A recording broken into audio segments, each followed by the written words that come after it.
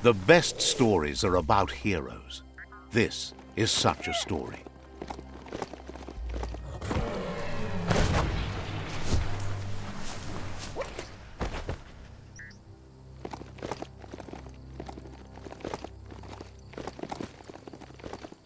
It's a rare sight. Treasure it.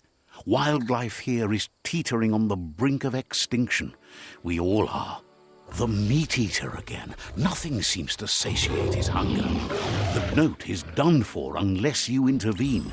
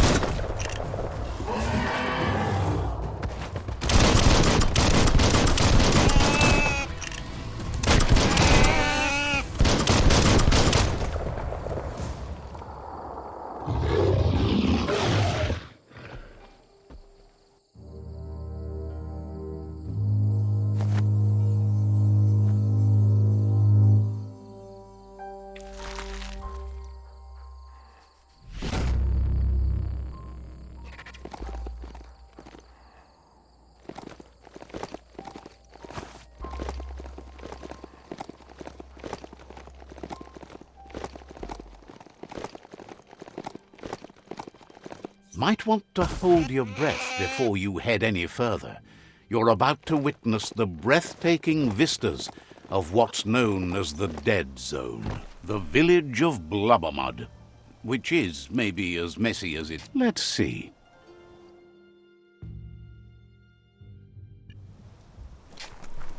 Let's hope the beast keeps listening to you. Even the sound seems sharper here.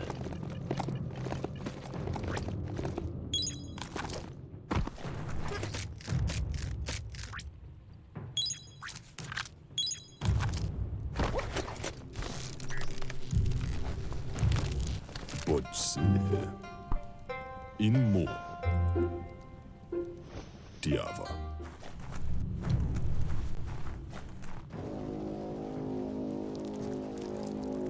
Let's see.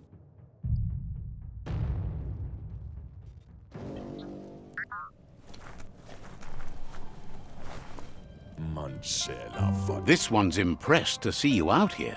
He figured you'd be dead by now. Not many are as tough and clever as you must be.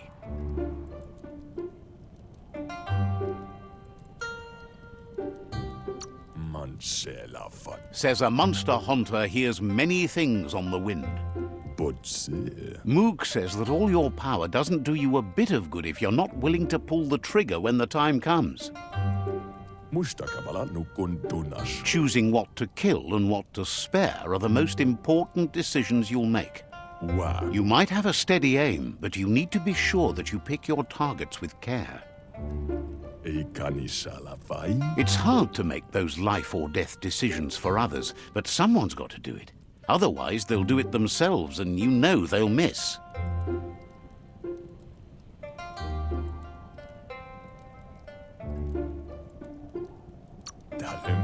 Claims he mostly kills whoever he doesn't like. Says it's wild that the world seems to be coming back, but he supposes that means more monsters for him to shoot. Wonders why you work so hard to keep things alive. Bullets help thin the herd instead. Says you should give up on working with the stubborn myriad. He keeps trying to put out their lights and they keep putting up new ones.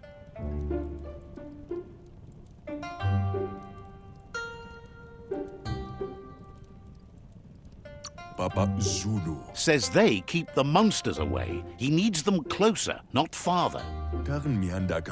But enough of that, right?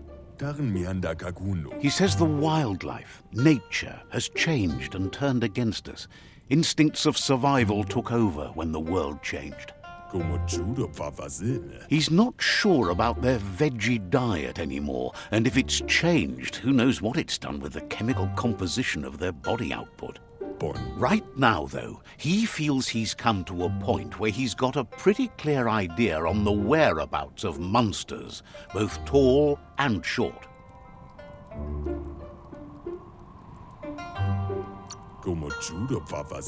Says he's not sure, but if you're going to haunt something, it seems a waste not to eat it. Moog says you must learn to walk before you can run. It takes practice before you can call yourself a monster haunter. Fortunately for you, he can help. He understands you need to start off with something small before you go big. There's no better place to start than a squip cave. Hunting down a couple of these little critters for yourself should keep you on your toes.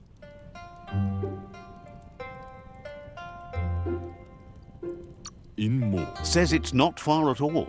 Fortunately for you, the squips seem to have acclimatized themselves to the otherwise uninhabitable dead zone.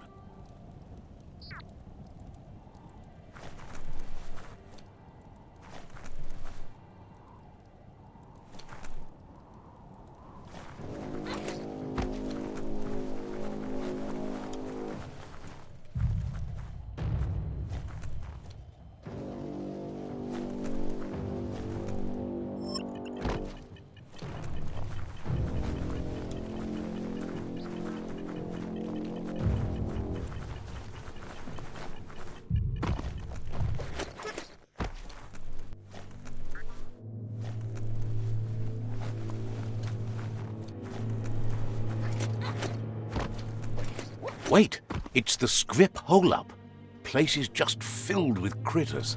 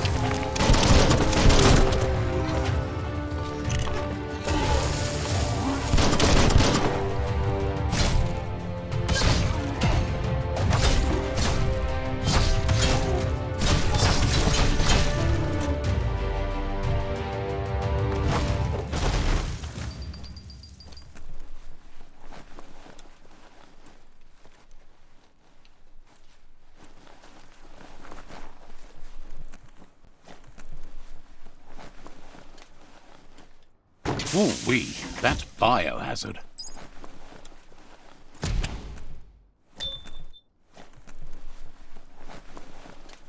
Once the volatilization from the nuclear waste evaporated, a volatile gas rose through the soil and infested structures, even Toxanol's own buildings. So, in a way, they caused their own death.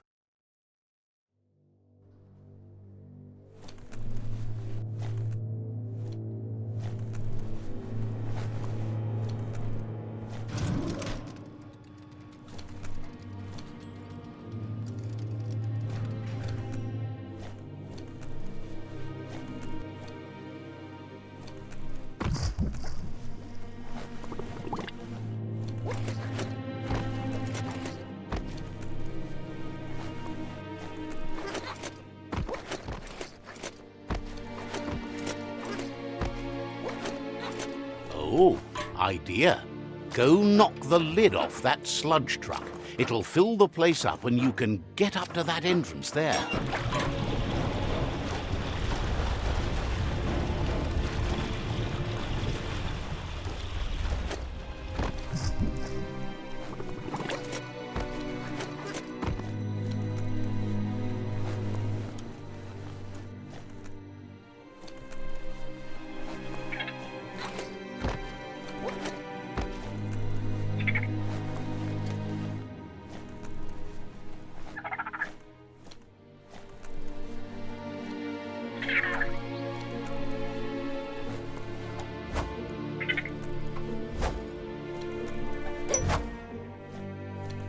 That'll come in handy. Not going to race away this time.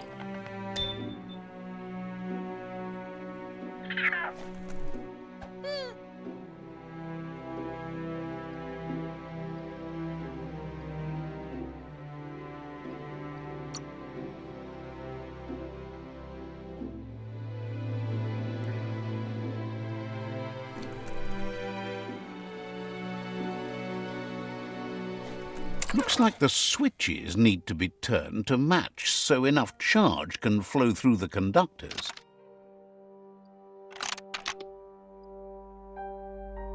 Just a few moves left. Make them count.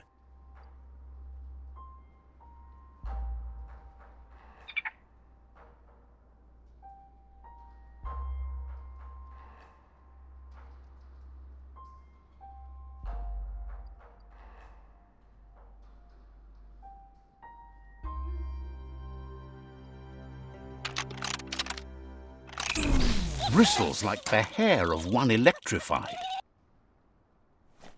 You need to line up the switches so they match.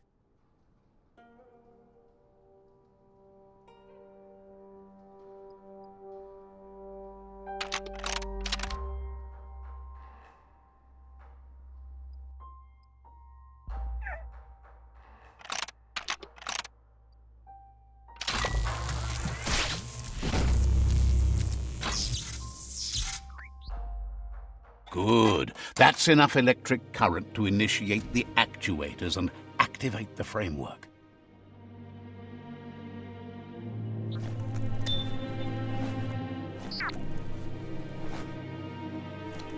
You can see so much farther in the light.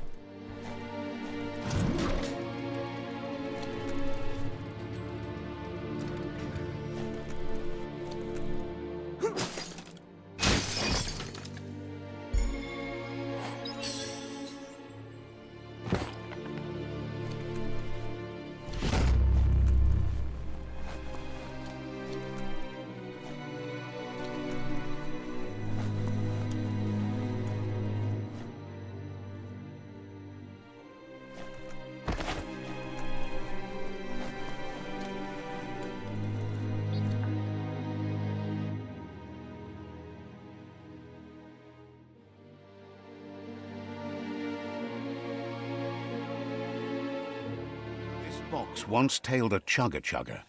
Now it's just off track.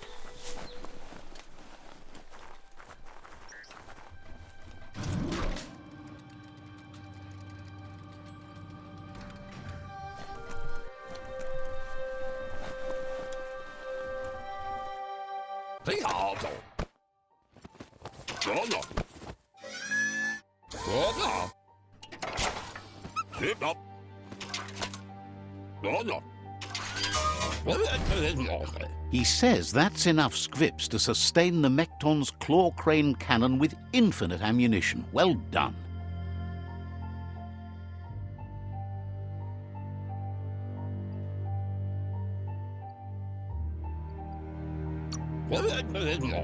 It's not his cleanest invention so far, but it gets the job done. Use it to suck up gooey oil puddles in the Mekton's way so you can pass. Gizmo's made vehicles before to confront the Jumbo Puff himself, but failed. But this time, it's different. The Mekton will be strong enough to do the job.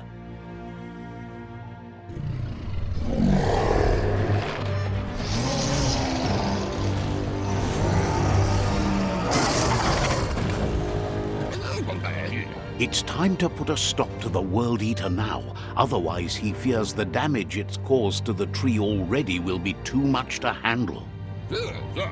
There's time to improve the Mekton before you confront the Puff.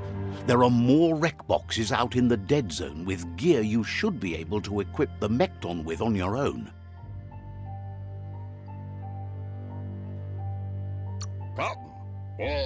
He's sure you remember enough of what he taught you about upcycling to fit some skronky gear to the Mekton on your own. Gizmo wants to help if he can.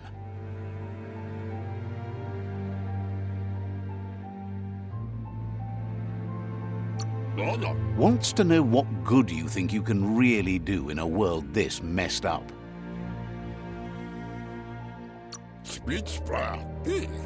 Says you'll meet again. Gizmo wants to help if he can.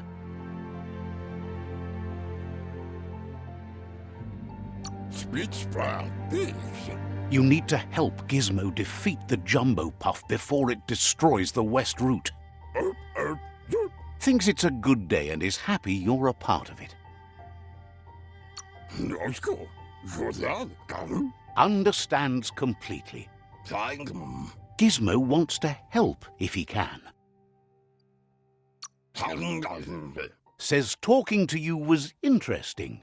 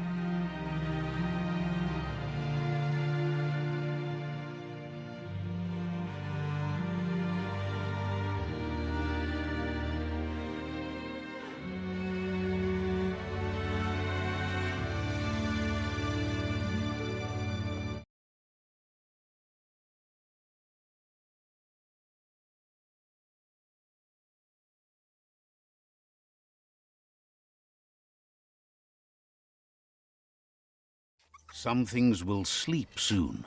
Others are waking up.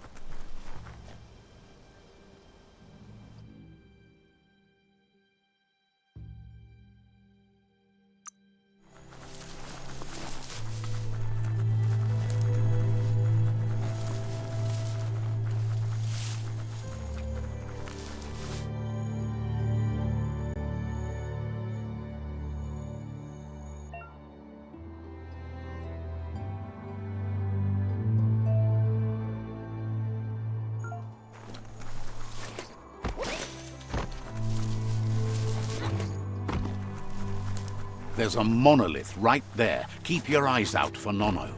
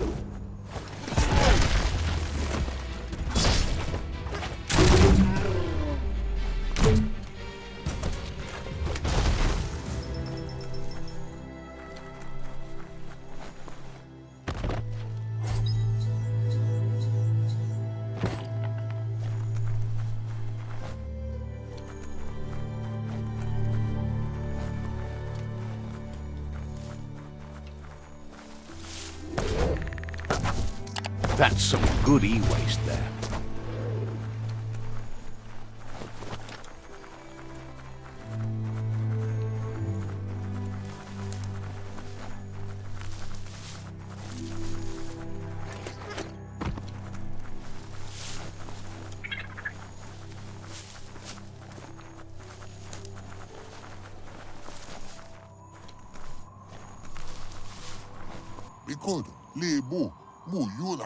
Says they've been waiting for you to help them liberate the outpost.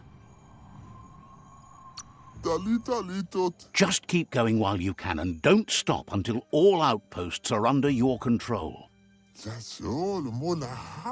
Says scouts spotted a moth nest close to the outpost. If you destroy that, the moths should infest the place, looking for a new home.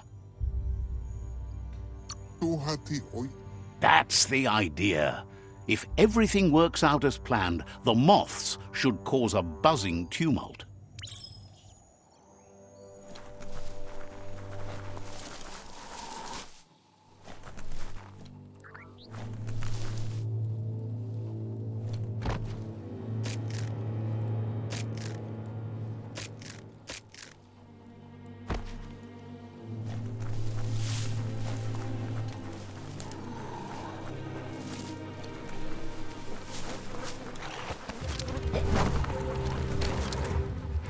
Just get to it and destroy it.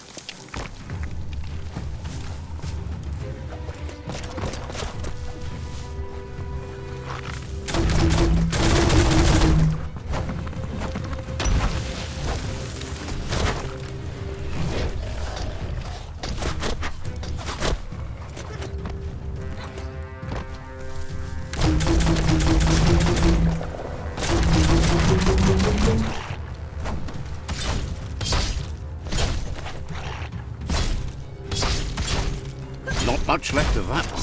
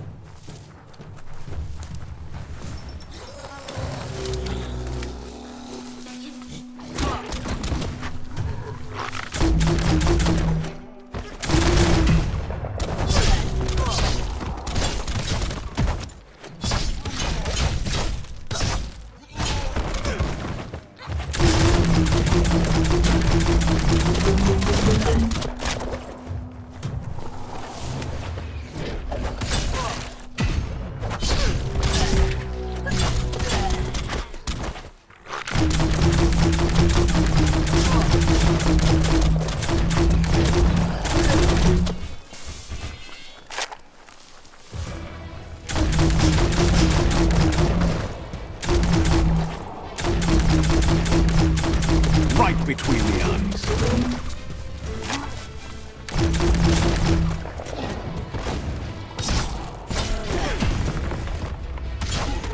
You're hurt bad.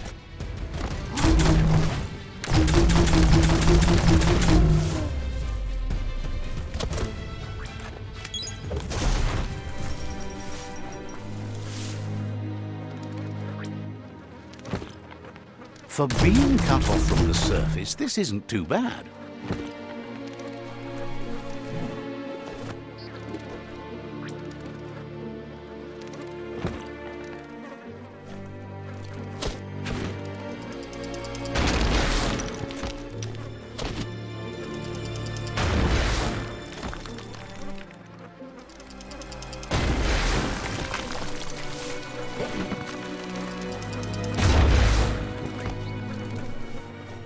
Nice work.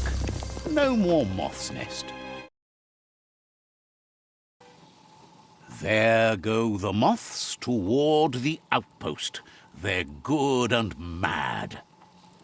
The outpost belongs to your tribe now.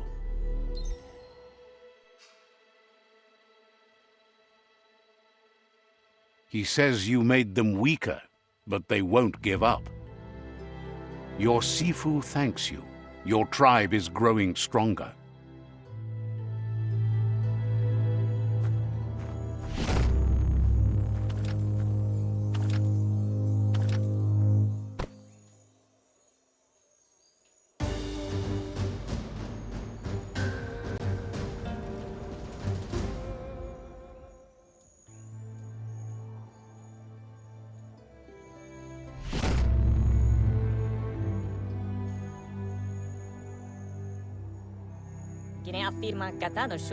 He says you did a great job capturing the rival's second outpost. You've earned the privilege of wearing the tribe's colors. No, you have the tribe's support.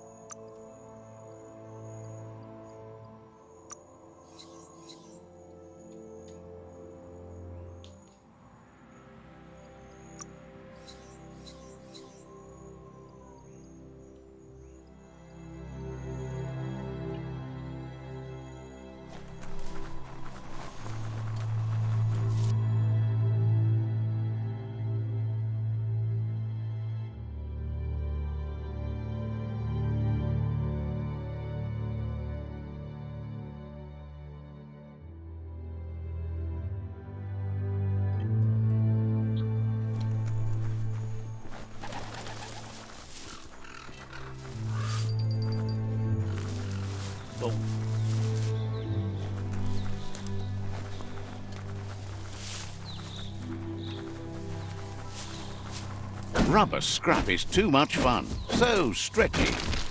Urfidurf outpost. The Jagni tribe claimed this forever.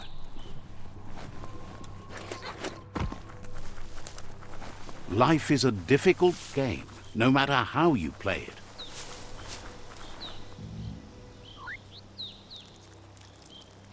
Let's see.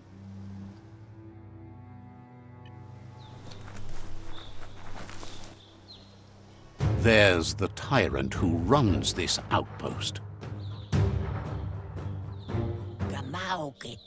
He didn't expect his tribe to lose, as they're the ones that are ruthless. But now that you're working with their rival, he can see why.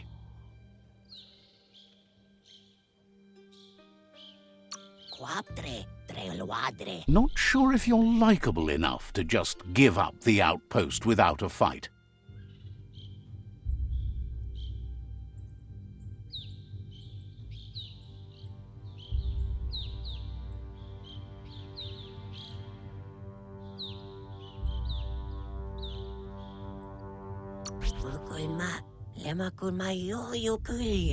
He just realized a peaceful end to this would be best. He'll trust the outpost to you. The outpost belongs to your tribe now.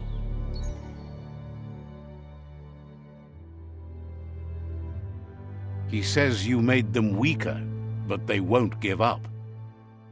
Your Sifu thanks you. Your tribe is growing stronger.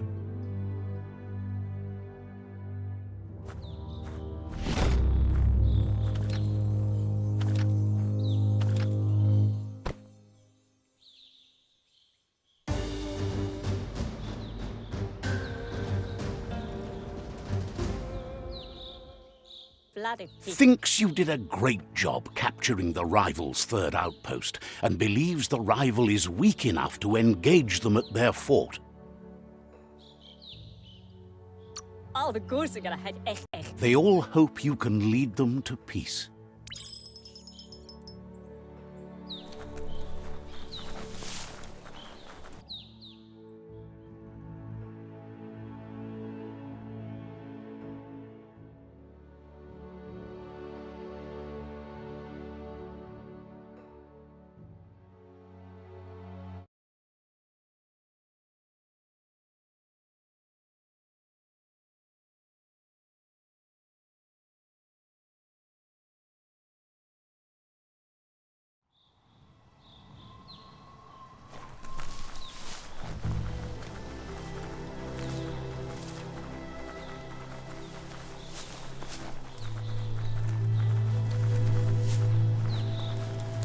Pick your path carefully by whatever you can see.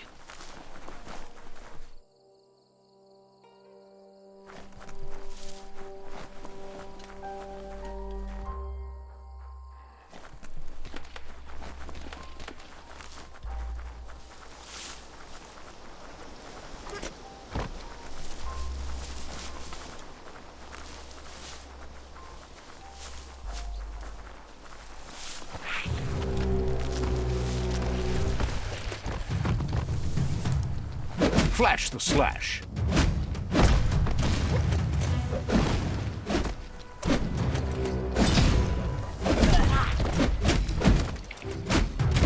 Killed that one.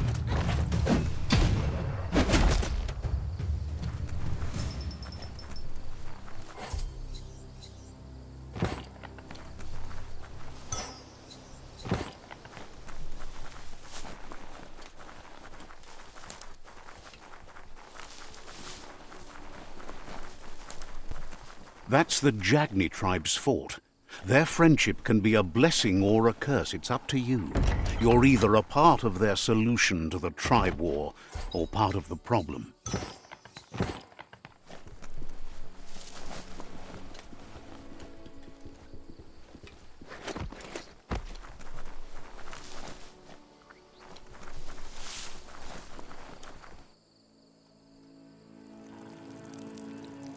Let's see.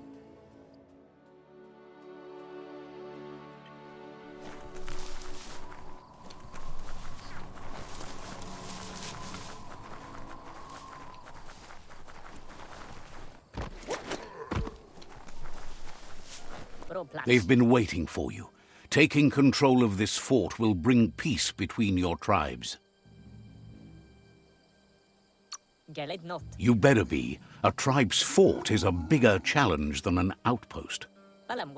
They've positioned a storm tower near the fort that you'll use to get over the wall. However, you need to prop up its wheelhouse first to stabilize the situation. What? They've built the storm tower to protect and get you over the walls of the fortification while keeping an element of surprise.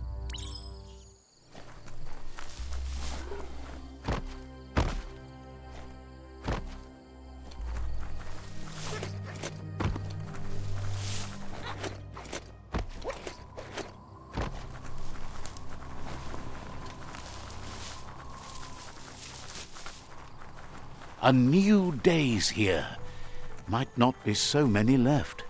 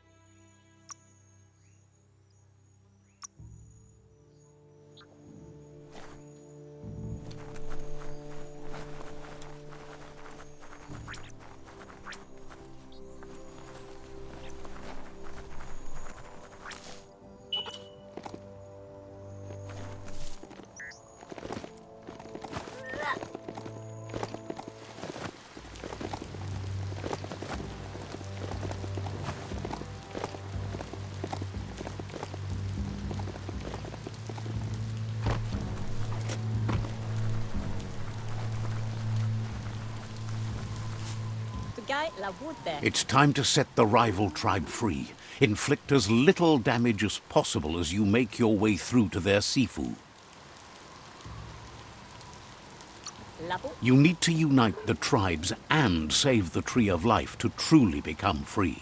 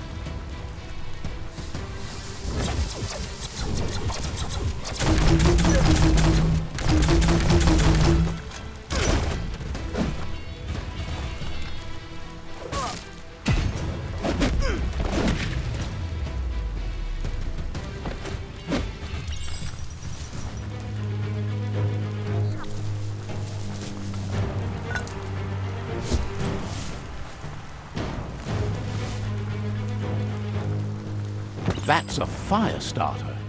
The dry grass looks like it would ignite easily. You just need to create a spark to light a fire.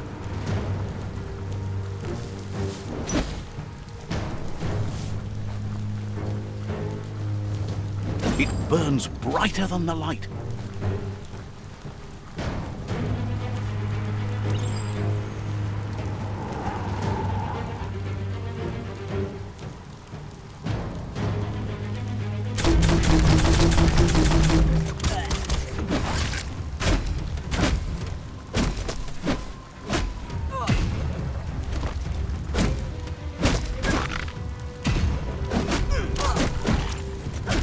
One down. Your key energy is all used up.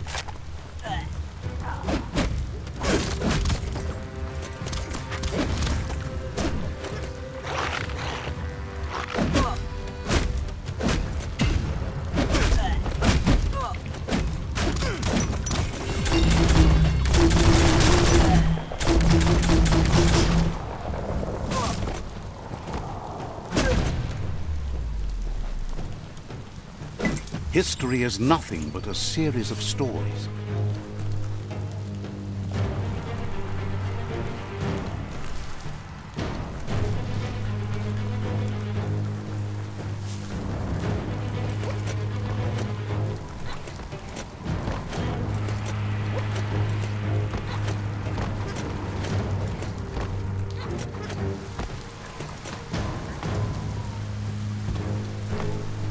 That's a pyro sizzler right there.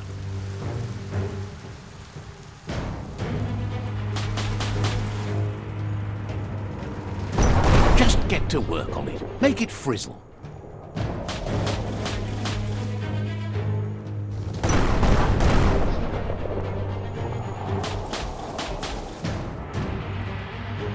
Nice crackle.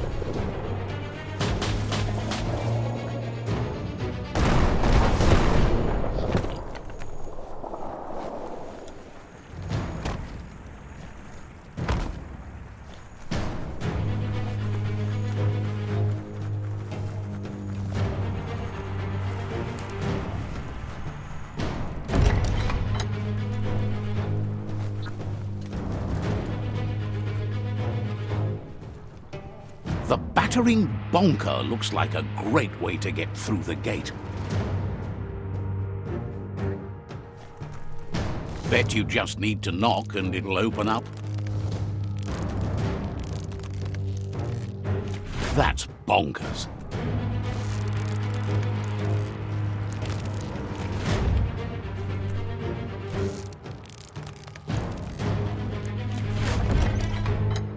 The Jagni tribe wants to become omnipresent and, most importantly, feared. They want to vanquish the tribes as the only way they can guarantee peace is through supremacy. He didn't expect it would go down this way. It'll be hard to talk your way out of a fight.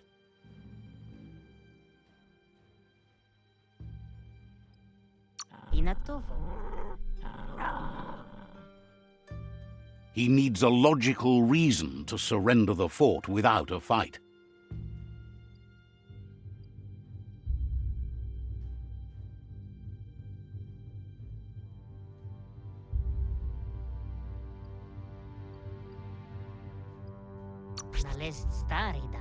He recognizes the strength of a good argument and agrees it's for the best.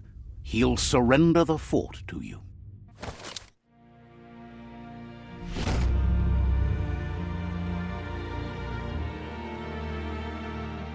The rival Sifu is defeated, and the destiny of their tribe is in your hands. You are free to choose their fate, but not free from the consequences of your choice. He'll leave it up to you to decide the fate of the rival Sifu, but suggests you be merciful. Do good, and good will follow you. Thinks it's a good gesture to offer support to others when you can see that they need it. And with that, you're spinning your own fate, good or bad, never to be undone. Side by side they'll stand until order and stability is reinstituted. He wants you to focus. These are the new rival outposts your tribe needs to take control of.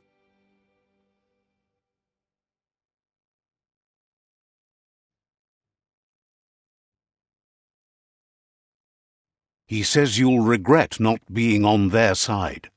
The only way you'll learn their secrets, Wung Fu and the tribe weapon now, is if you defeat him. And that will never happen. Your Sifu is pleased. You're one step closer to uniting the tribes. It's a pity you needed to use force to get the point across.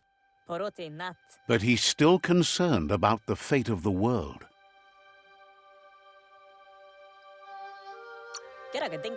You can't lose this war. If you get the ending wrong, the effort it took to get there was in vain. A proper ending, however, provides closure. He says you've grown so much stronger than when you first met. You know better than anyone that the fate of the world is still at stake. You need a world where everyone is guided only by their conscience. That little voice inside that lets you know right from wrong. Don't go against it if you want to enjoy life without fear of death.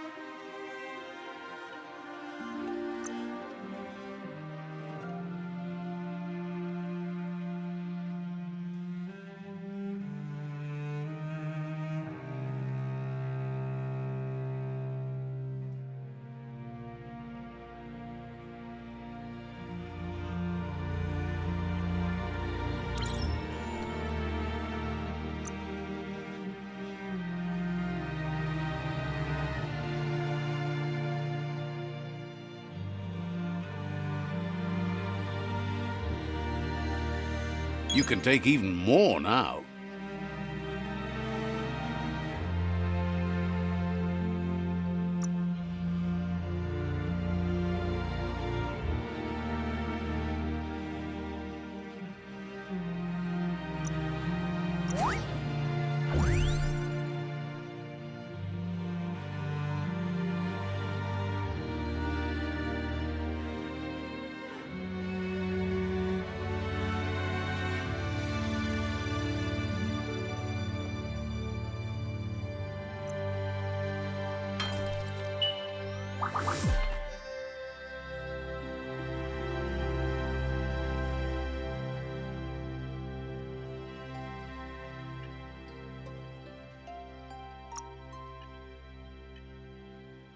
There are places up ahead far worse than this.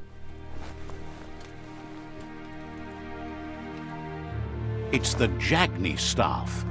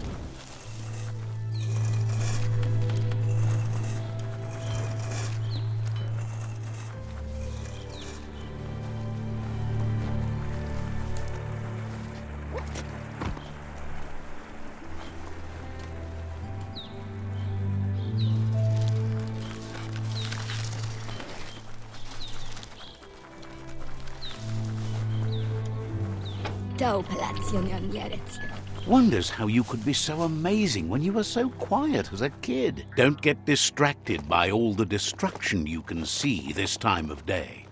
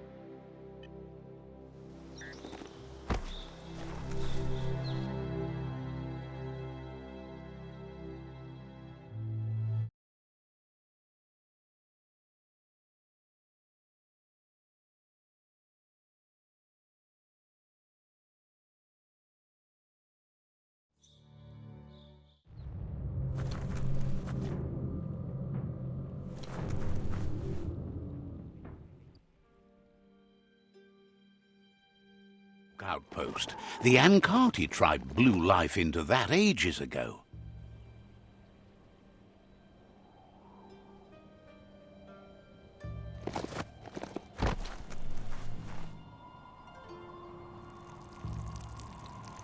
Let's see.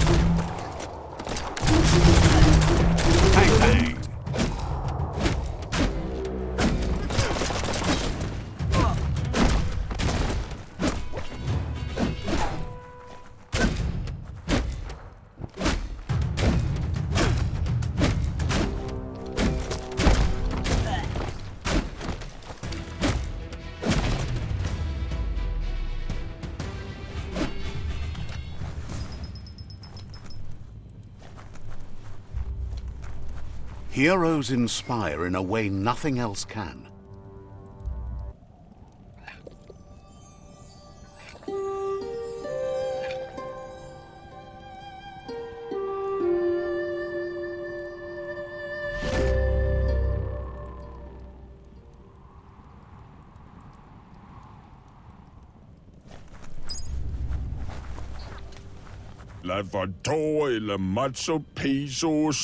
Thinks you should find a good place to hole up until daybreak. Has plenty to do, so no worries.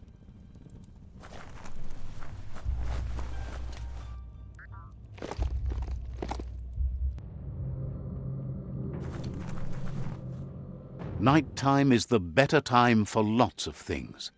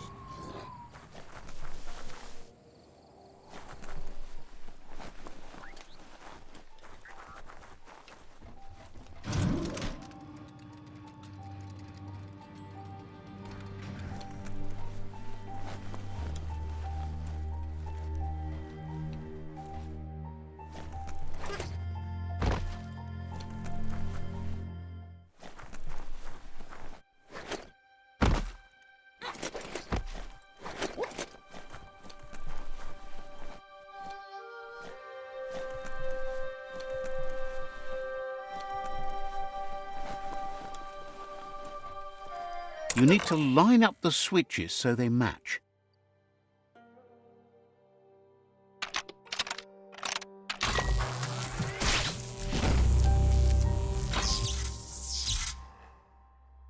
Good. That's enough electric current to initiate the actuators and activate the framework.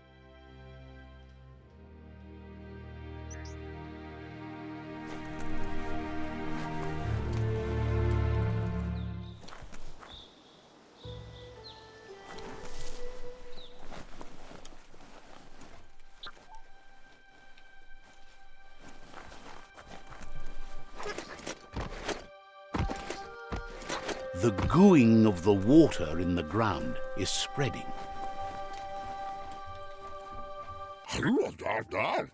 Gizmo wants to help if he can.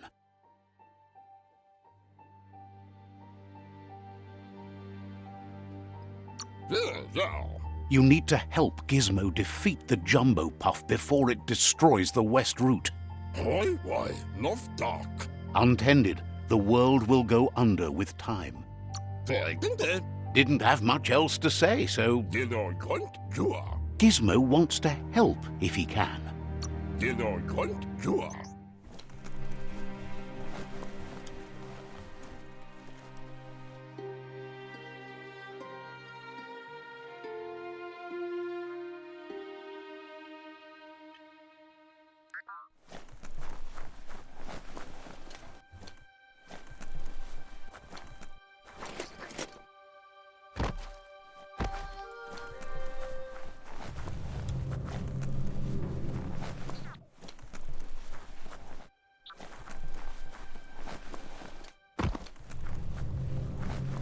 Stomping time.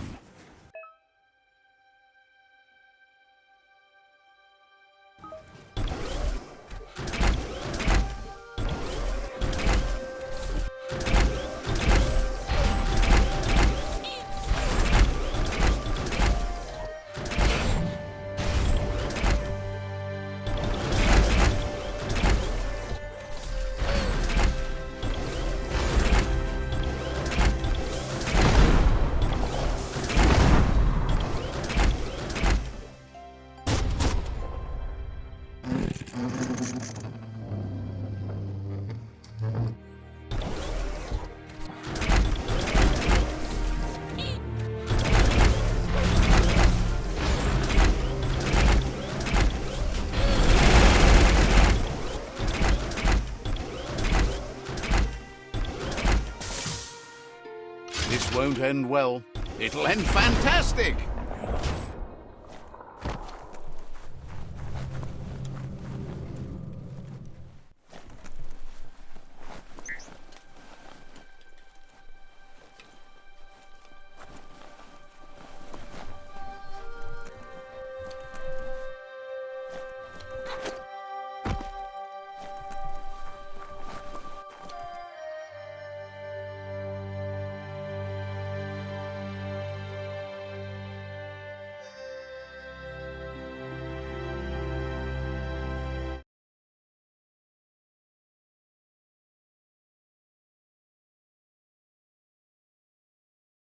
In the old world, roads like this really led somewhere.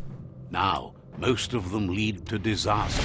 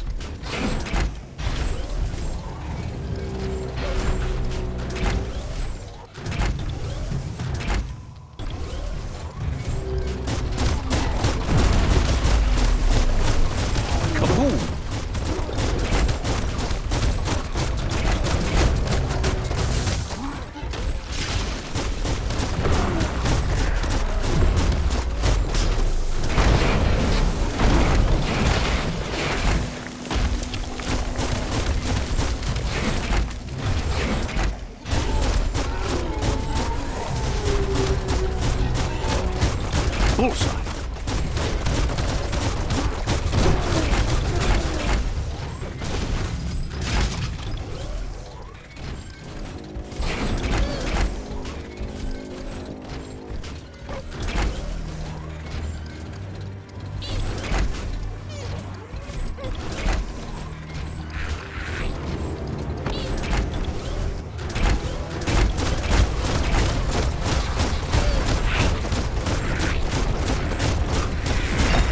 Hot metal.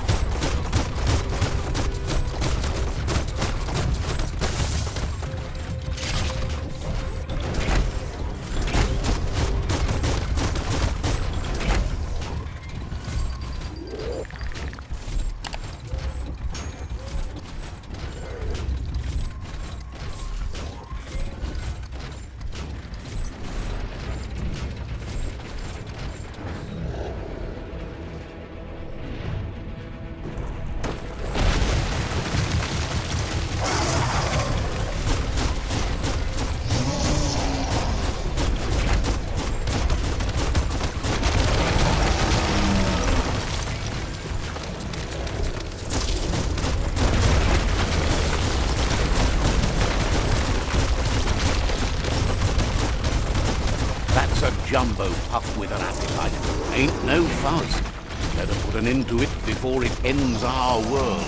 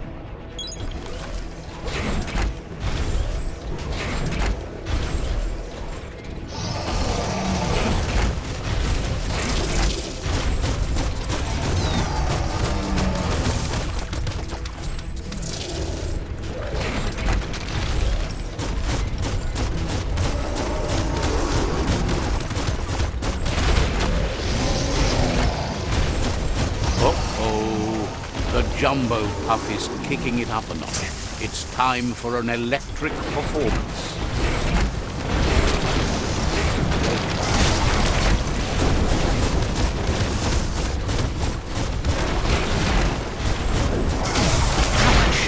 A couple of more hits and it's a fried circuit board.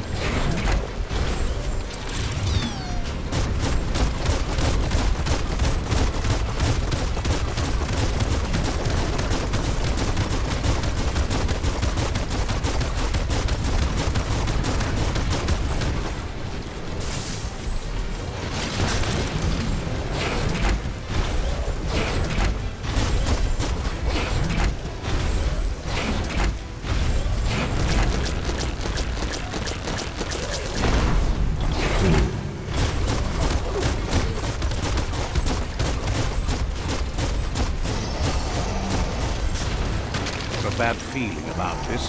It goes all the way down to the stomach.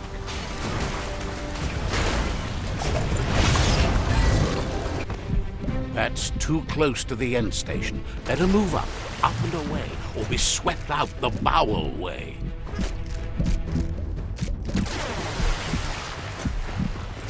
Better pumped out than flushed down. Don't let it happen again.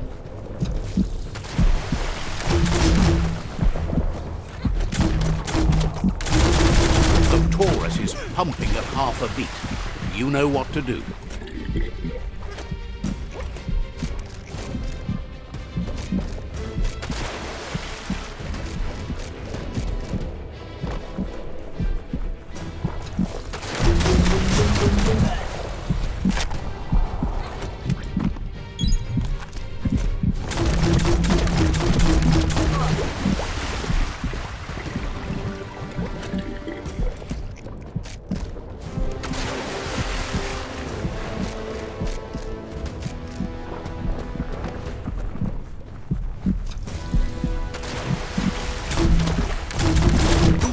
Guessed it would go down with a throw-up. Can it really get any better than that?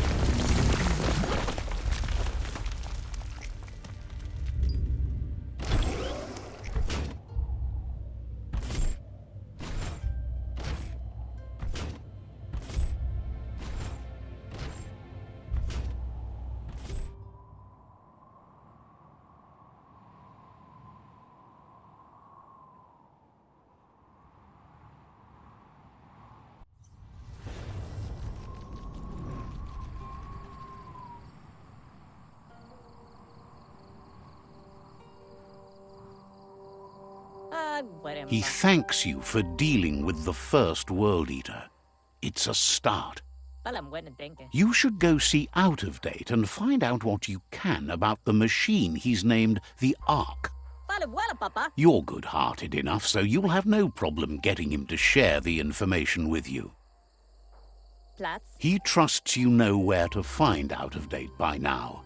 He's always been at the foot of the tree, and that hasn't changed.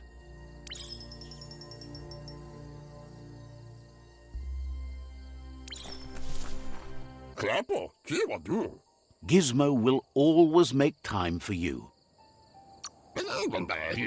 Understands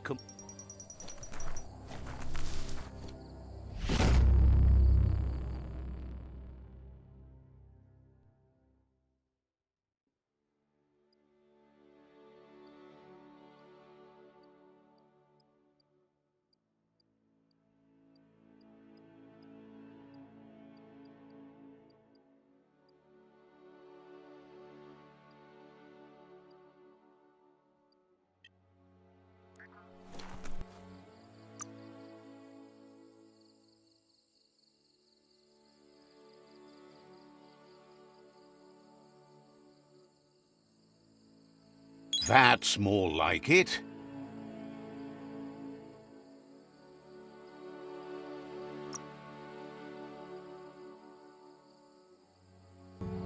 Let's build something.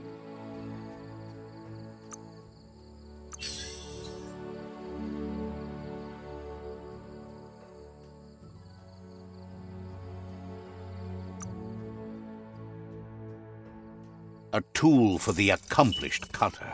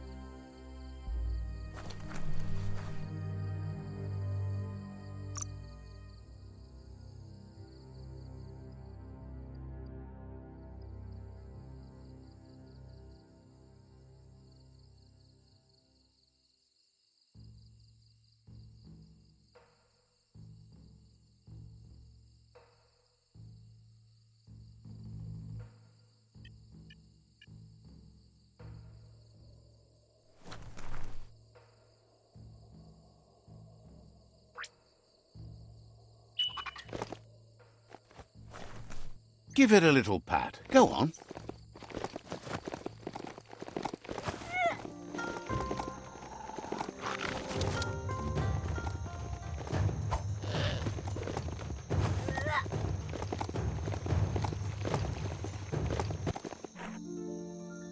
There it is, the tree of life. The idea that all life is related by common descent, where the twigs are existing species and those produced in the past represent the succession of the extinct. The tree's great branches were once budding twigs, a connection between the past, present, and future. A representation of all extinct and living species with its ever-branching and beautiful ramifications. We are an evolution of those that came before.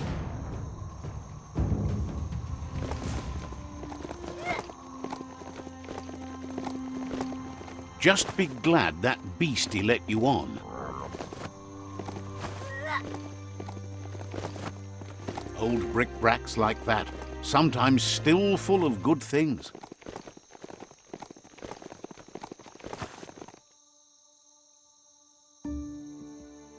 Lupin's camp has always been there, hidden deep inside the mountains.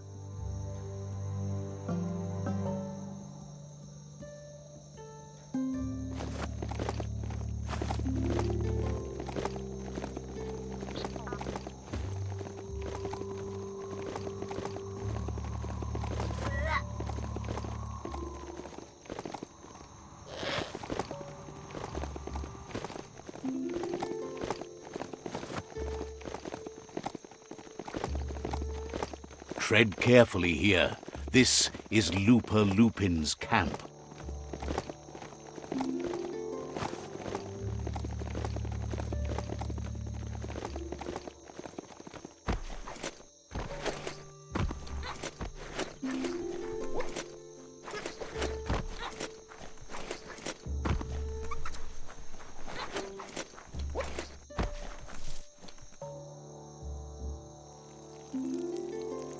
Let's see.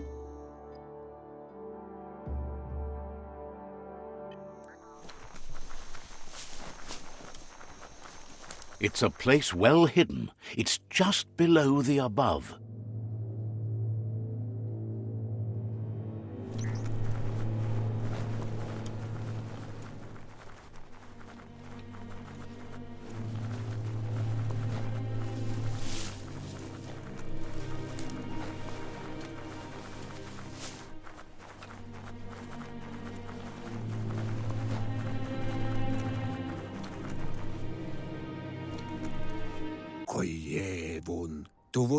Out of Date's impressed you made it this far, but there's still so much left to do. The end of the world is still on everyone's minds. You've beaten a path where you have the power to destroy or save everyone. Question is, what you'll do with that responsibility. He can sense that your heart beats steadily and acknowledges that the best way to find yourself is to lose yourself in the service of others. Thinks it's important that you remember who you are and where you came from. Someone without knowledge of their history and origin is like a tree without roots. What do you think his are? He's the one that's called Out of Date, remember? Out of Date says there's a time for everything, and now there's no use thinking of the past, for it's gone. Think of the present, because that's where you are. It's time to set your priorities as the one who completes things. If you continue to do good, good will follow you.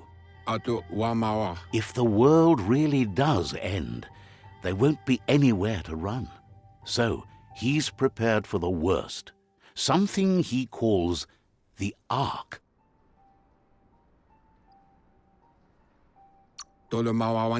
Two sides to everything, but for him it would be devastating if you were forced to use the Ark to escape while the world crumbled.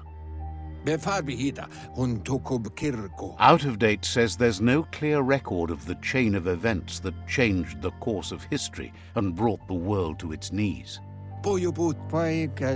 He's found evidence on the Ark, records of a crisis, decades of contamination that permeated the ground and broke its inner core.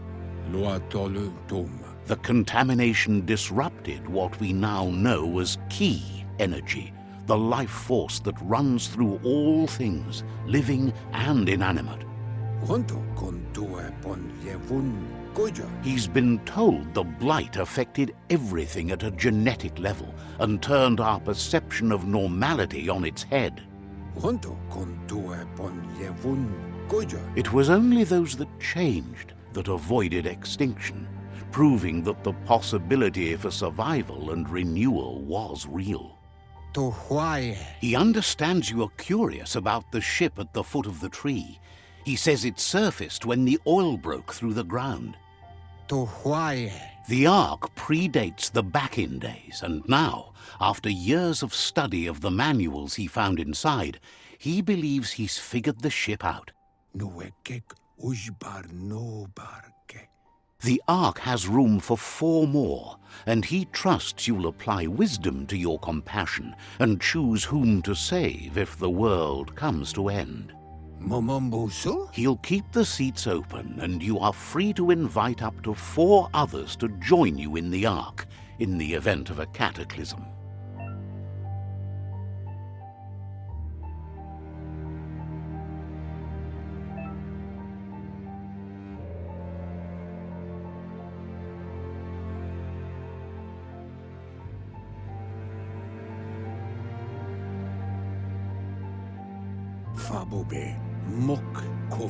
Out of Date says that from what he's heard, you've been busy. He says he appreciates what you've done so far, but unfortunately he's got urgent news from his friend Goop in the southeast. Out of Date says that even though he's unsure about your intentions, he hopes you'll support Goop. He says he'll point you in the right direction, but finding Goop and making sure he gets what he needs is up to you. That's the sound of impending doom. Out of Date's premonitions of imminent disaster are true. The Porkypuff needs to be handled. Out of Date says that Goop is worried now that the Southeast World Eater is stepping up its activity. He explains that Goop is working on a goo-gliding vessel in order to get to the World Eater, but needs help to get it done.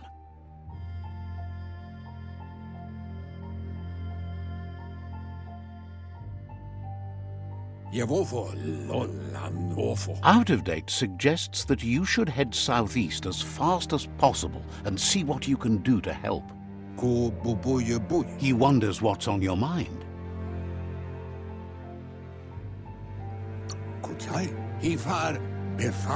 Hopes to see you again soon.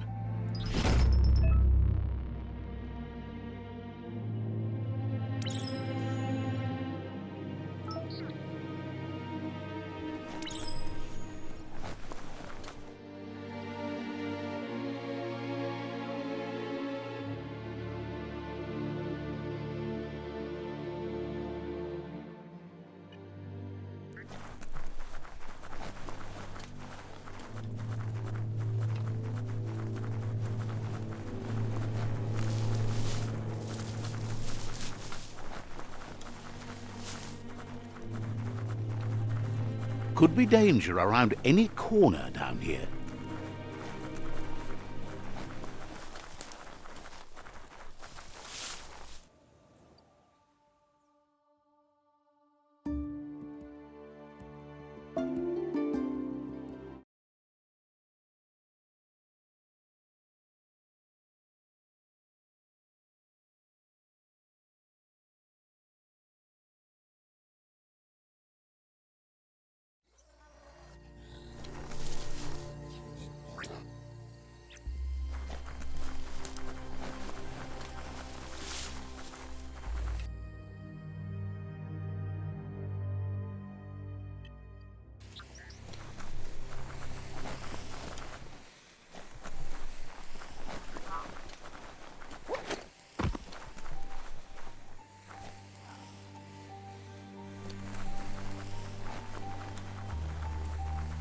A moon could make this a hunter's night.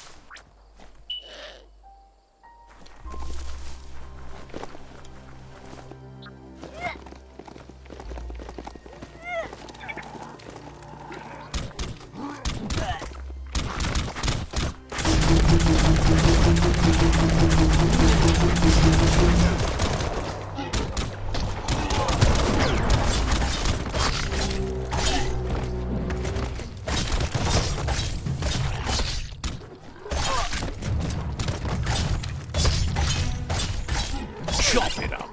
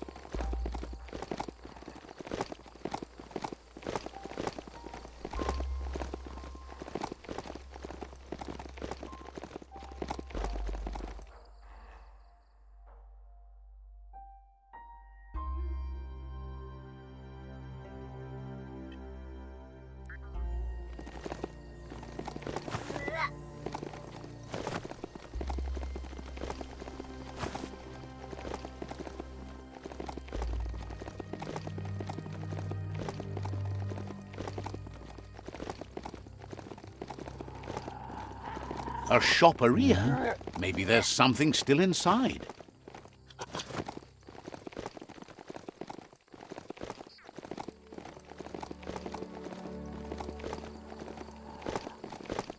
This day is as good as it's going to get.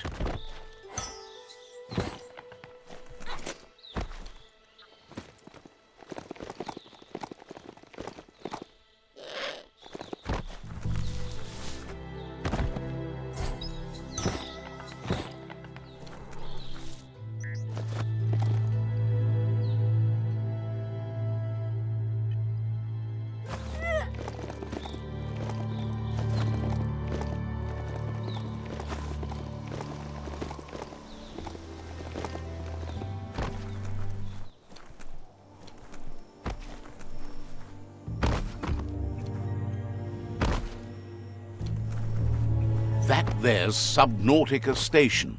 Goop flounders around in there.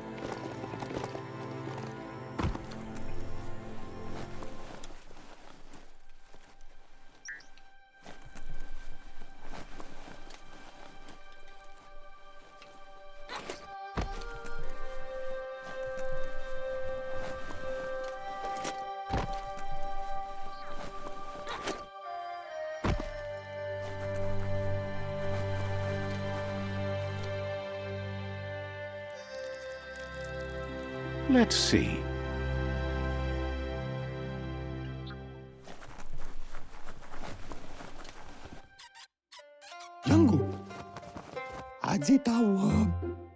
Says it's good to see you again. He's Goop. You might remember him from the old days when he tried to teach you how to swim. Goop says you were always so righteous as a child, and he can still feel it, even at a distance. Goop says memories fade surprisingly fast. We are all pieces of what we remember. It's only together we can remember the story as it was.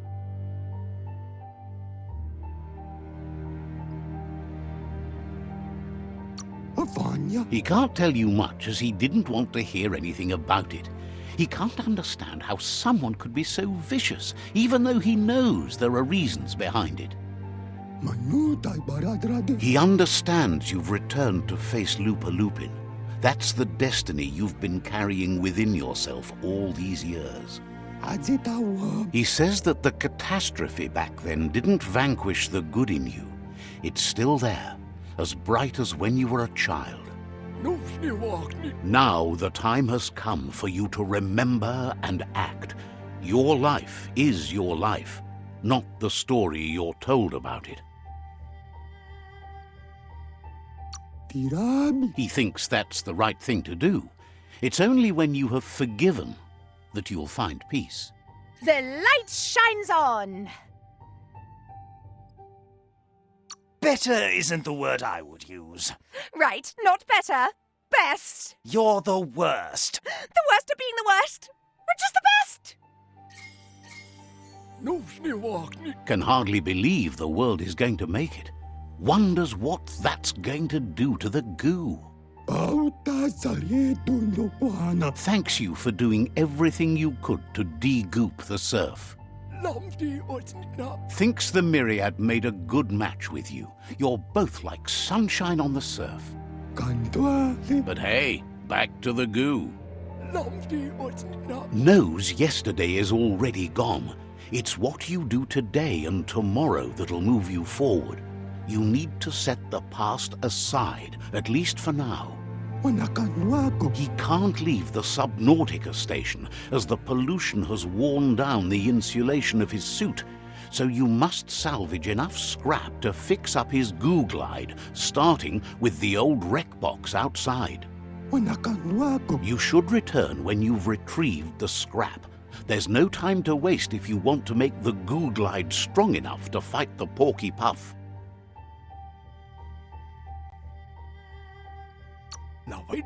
You're lucky that way. There's still cargo left on the shores from before the apocalypse.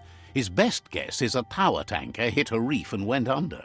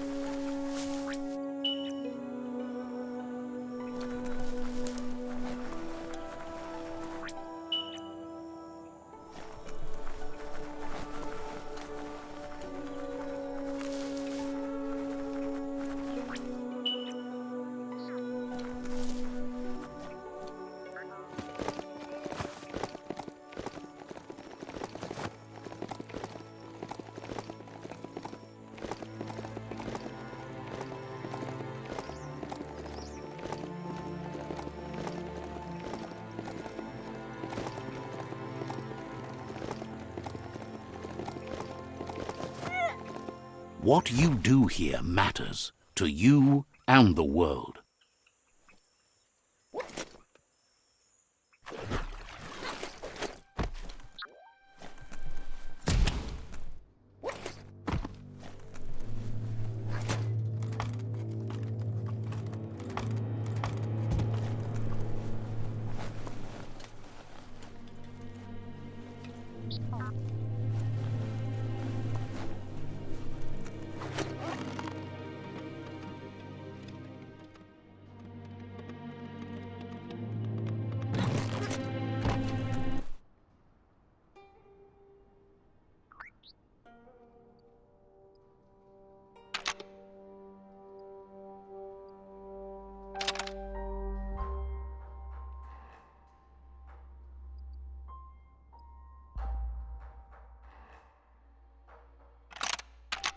Just a few moves left. Make them count.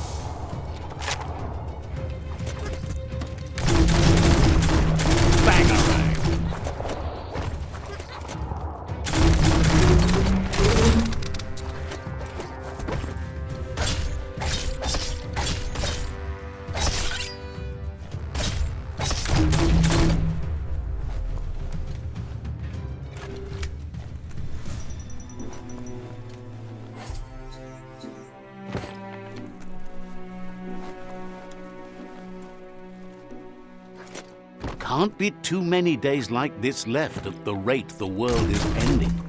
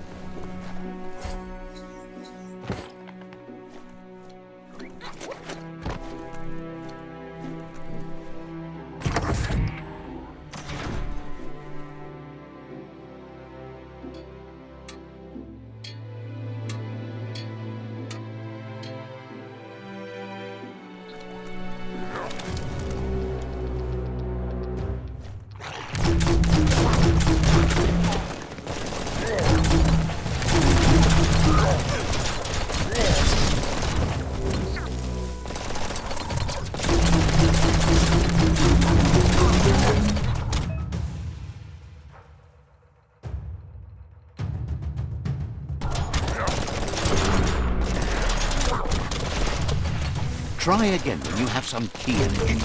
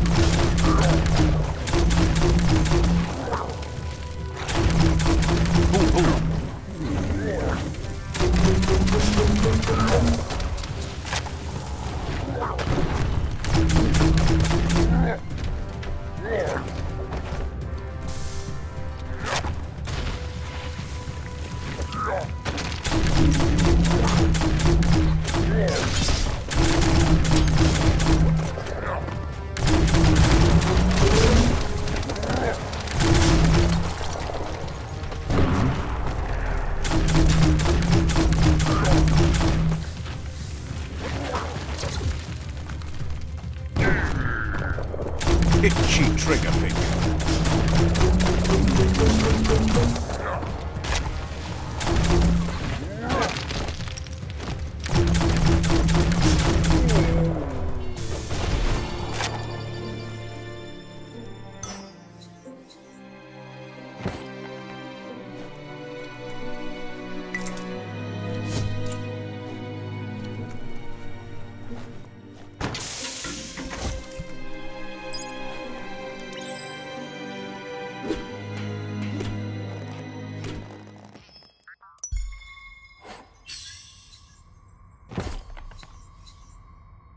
Don't lose your way in the blackness.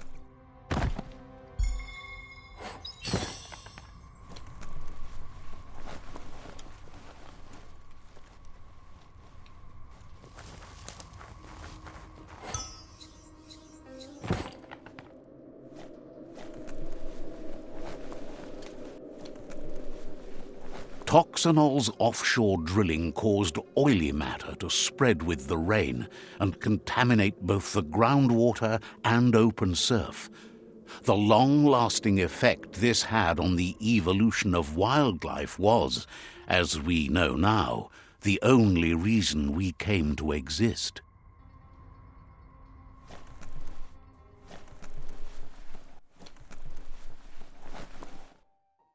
You need to line up the switches so they match.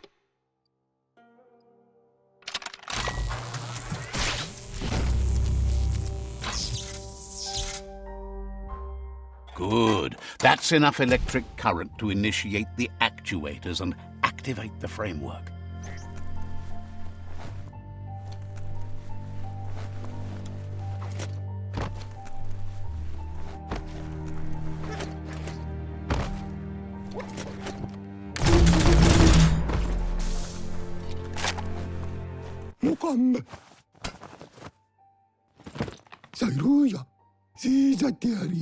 He's got the goo glide functional. You'll have a pull hook and a salvage net, but no armor, and an engine strong enough to break through the thick goo further out.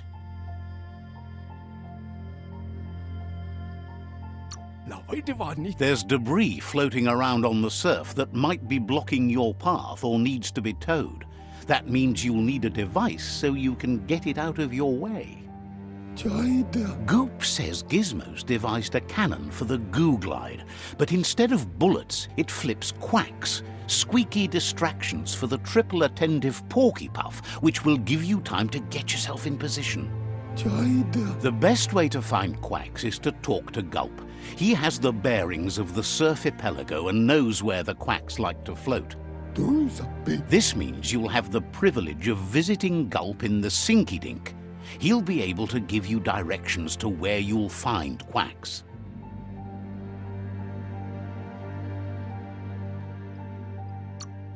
He's not sure, but the quacks are probably a leftover from a cargo surfer that went under in the olden days. The squeaky material must have made them surface when their box broke.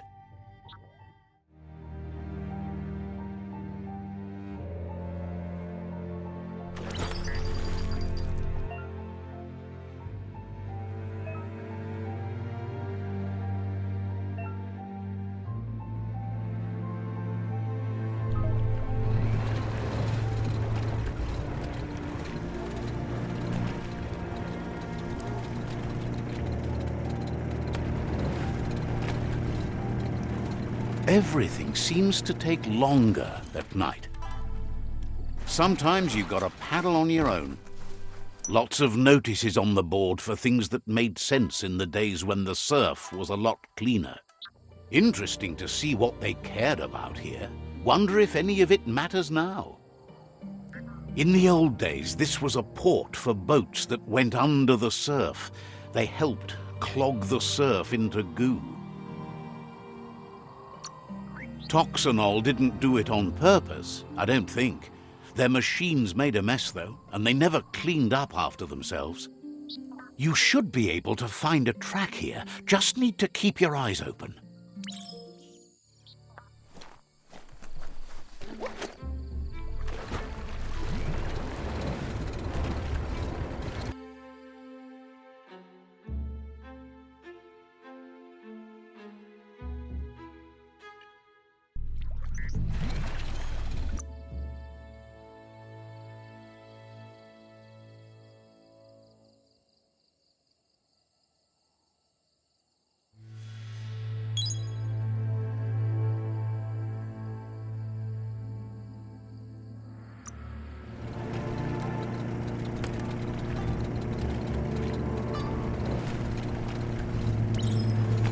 You're poking around Pockbur, a prime village.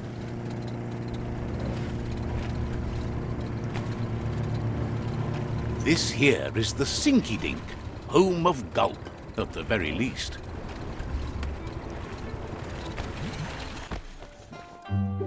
Ja.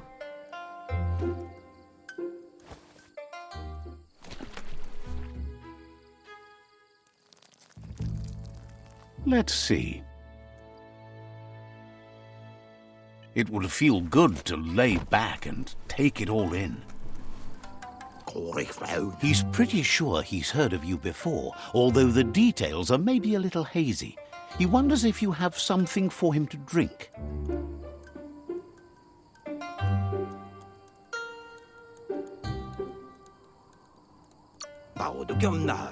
Points out that he's hungry too, but always thirsty for more.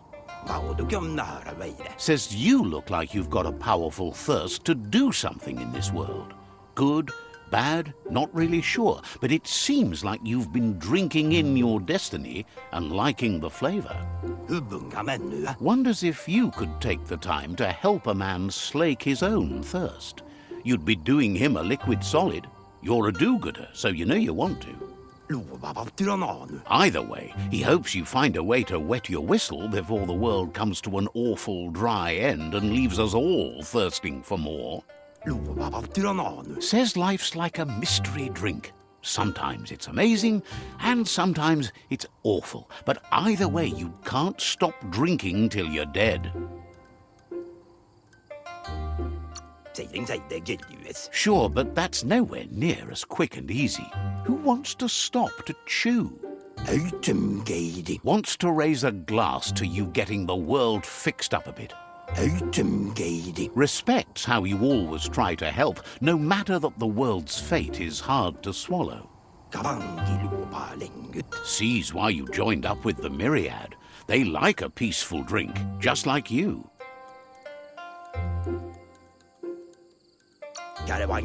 Says he sells them drinks. They mostly suck them down on their own. But who cares about them? Says you'd be as bummed out as him if you came for the hot stuff. The Glugmocker, Nimhimbibble, and his favourite radium syrup. That one's even more intoxicating now, aged in truck tankers and all.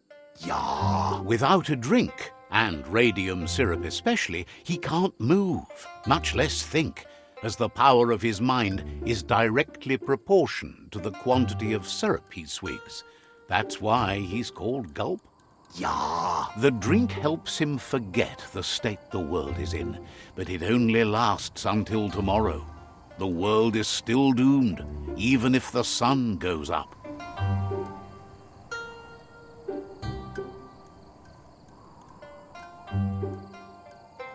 Sorangan. Figures the real problem is finding something to drink.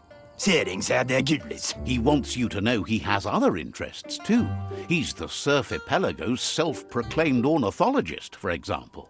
Slårba. There are other ways than a cold drink to relieve stress, even in these dark times, and, fortunately for you, he can help. Budrakken angre gamman. Watching Pippi's flap is calming, but better yet are the ones you can look at and touch, like quacks. Squeezing them is a great way to relax.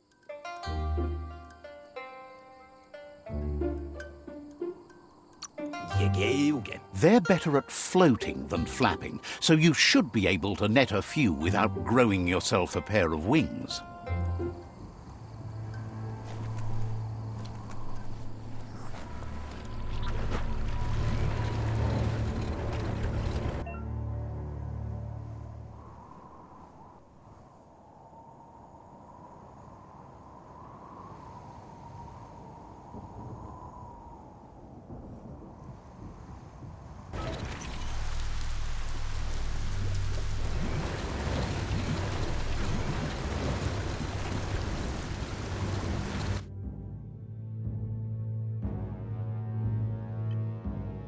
Like a stone skipping across the goo on a jet.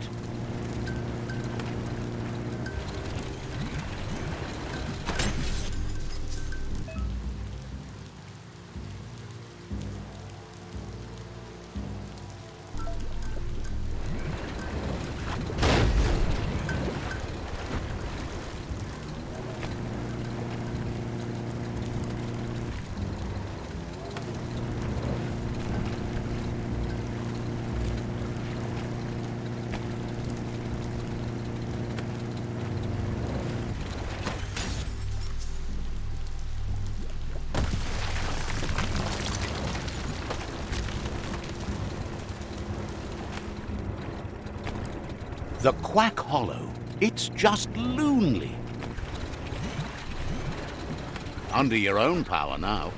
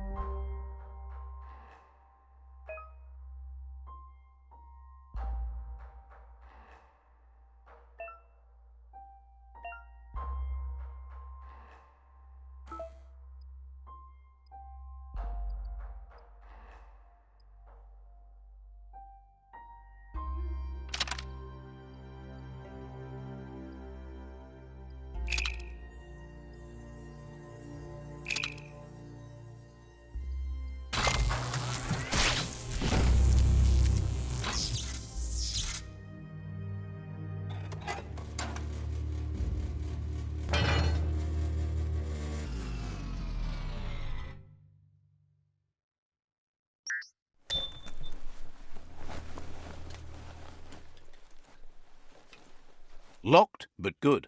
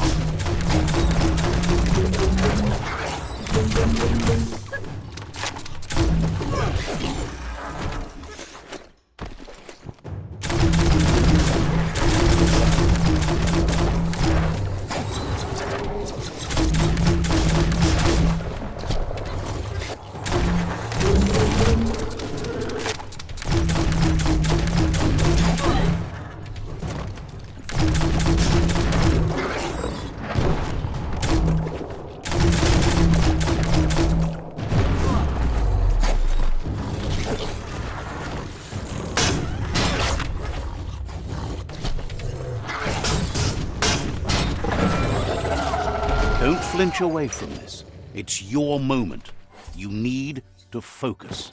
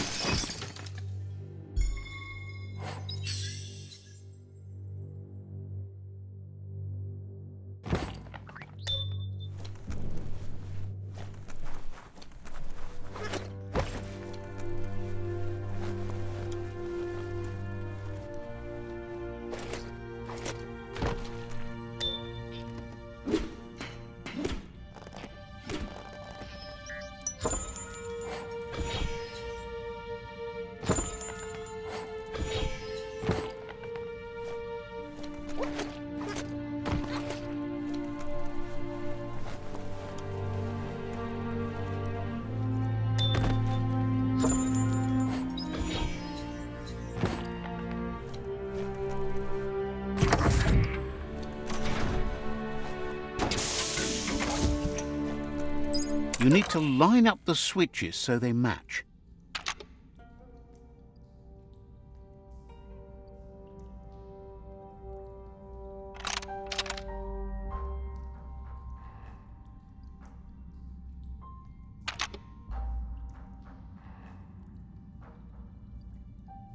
Just a few moves left. Make them count.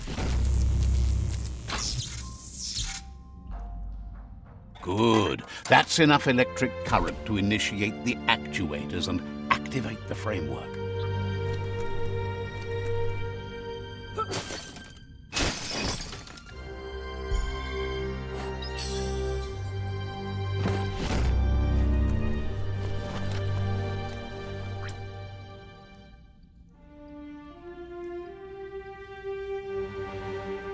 Life is a difficult game, no matter how you play it.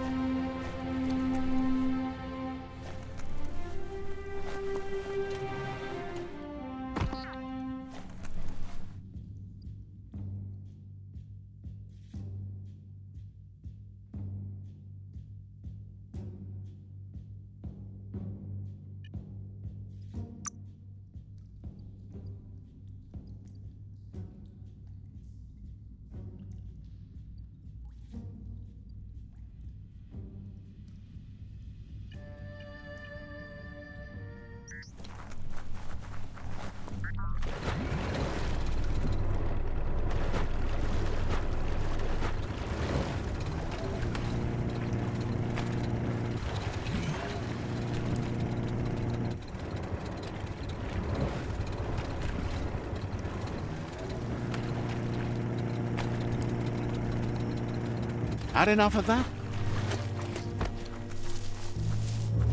That's some good e-waste there.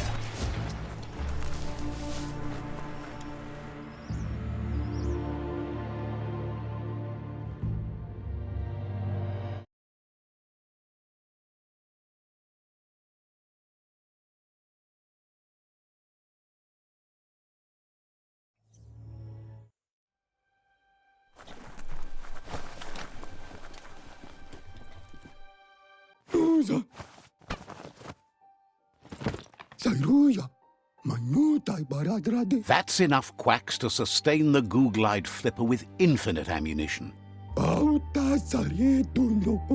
Goop says he was there when the Porky Puff took Out-of-Date's leg, so this World Eater has made it personal.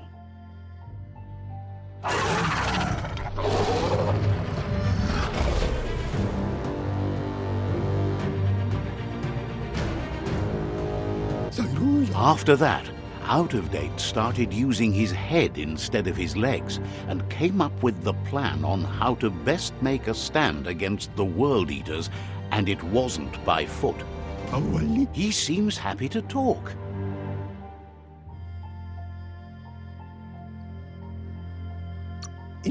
You need to help Goop defeat the Porky Puff before it destroys the southeast route.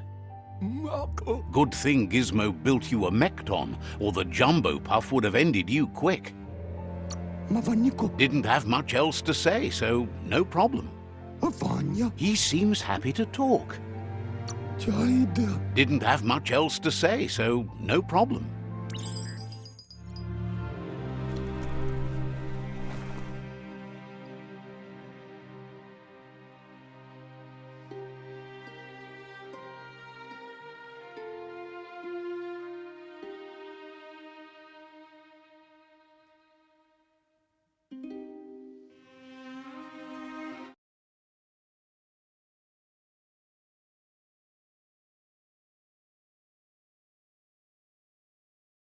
Fine time to be outside.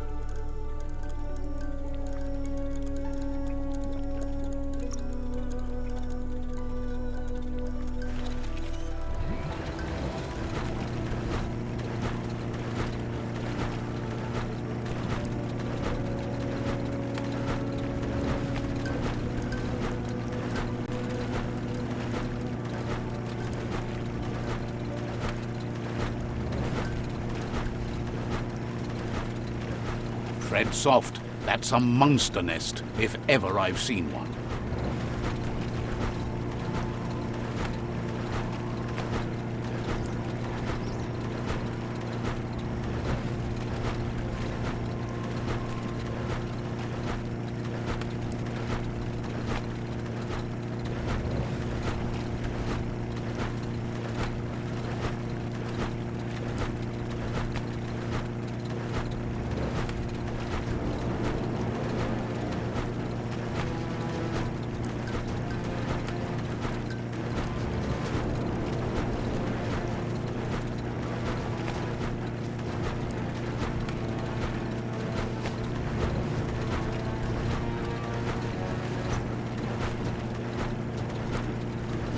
It's the porky-puff nibbling bug. It took quite a liking to the crunchy stuff after munching down out-of-date's leg.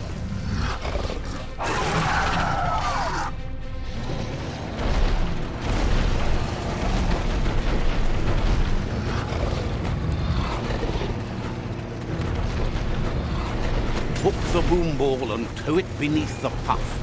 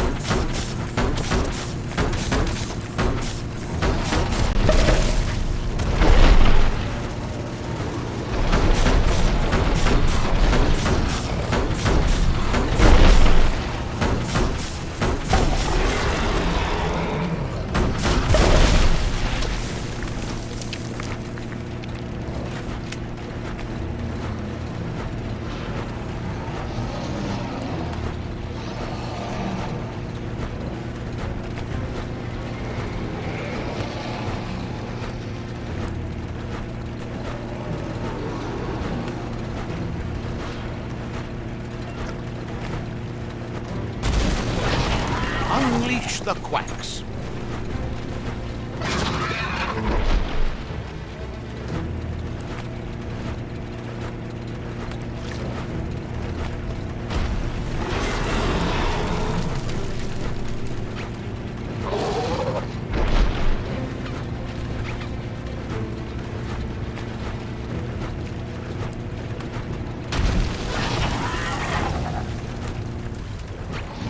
Ain't that cute? A two-bit playing with quacks.